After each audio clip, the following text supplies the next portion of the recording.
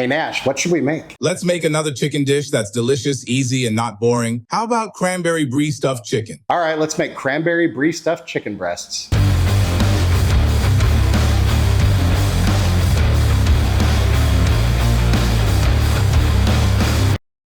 Welcome back to Chaos Kitchen, where we always like to try and make chicken less boring and more delicious. Today, we're gonna make a brie and cranberry stuffed chicken breast. It should actually be pretty easy, come together really quick, and be delicious for the family, but you could also pass it off as fancy for like a date night if you wanna cook for somebody. So without further ado, let's go. So we want to start by dicing a shallot, then take out about 2 cups of baby spinach, or if you had regular spinach, I don't think it matters. And then we just give this a rough chop. It doesn't have to be anything fancy because it's just gonna wilt anyways. No need vegetable. Vegetable tastes like sad. Wilting spinach into sauces and stuff is actually a good way to sneak in some extra veggies if you're not a veggie person.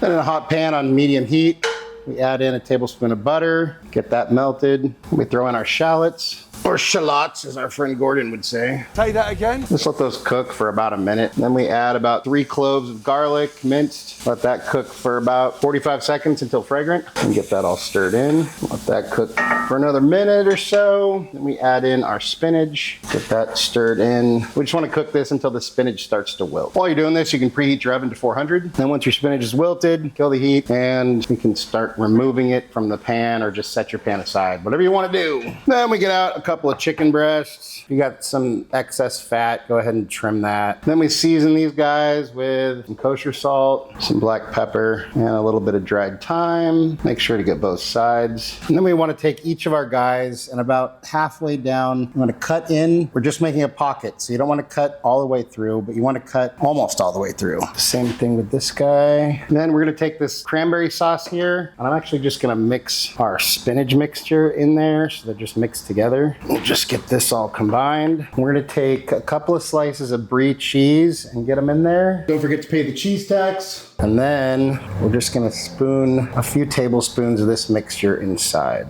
You don't want to overfill it because then it'll just fall out while you're cooking it, but just try to get it kind of massaged in there. And then we'll do the same thing with this guy. Then we want to take a few toothpicks and just try and kind of seal this guy off. And just try to make a big mess while you're doing this, of course, as per usual.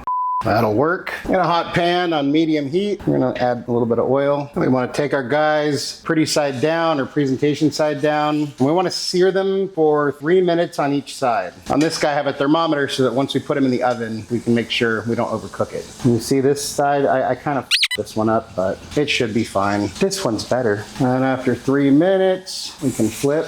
And then I'm gonna put more brie on top. And then once you've got about 3 minutes per side on the sear, you can go ahead and kill the heat. And then we pull this guy off of the stove and into the 400-degree oven until your chicken comes up to temp, which is 165, but there's some carry through cook, so we could pull it at probably 160. Off we go.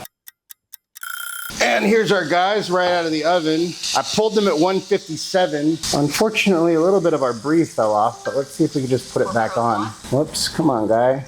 We got a little leakage here, and That's what she said. a little extra cheese down here, but overall, pretty darn good. Pretty darn good, I would say. So now we just gotta let this rest, and they'll be ready to serve. And there we have our cranberry brie stuffed chicken breasts.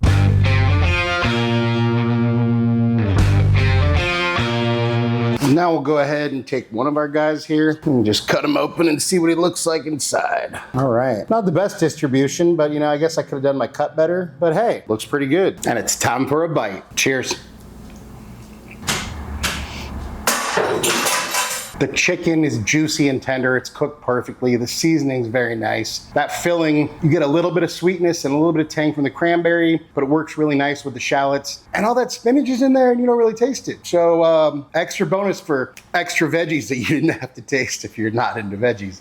But and then the cheese, the brie and everything works really, really well, and it makes a boring chicken breast very unboring out of 10. And hey, that's what I think. Let's see what Nash thinks. Hey bud, how you doing? I'm good, man. Just got back from running some errands and picking up groceries for the next few videos, carrying the show as per usual. Well, check it out. We made these cranberry brie stuffed chicken breasts you wanted. And of course, we made a dog-friendly version just for you. Well, here you go.